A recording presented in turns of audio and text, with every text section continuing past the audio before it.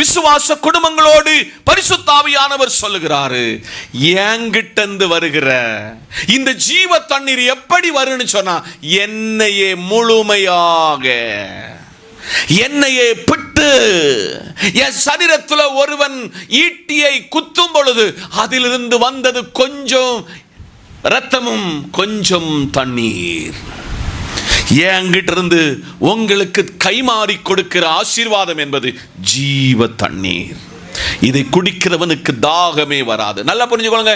இன்னும் கொஞ்சம் காலத்துக்குள் நம்ம ஒரு கோடையை பேஸ் பண்ண போகிறோம். யார் எந்த தண்ணி வச்சிருந்தாலும் குடிக்கிறதுக்கு நம்ம ரெடியா இருப்போம். ஆனால் நம்ம வீட்டில் வெண்ணி தான் குடிப்போம்.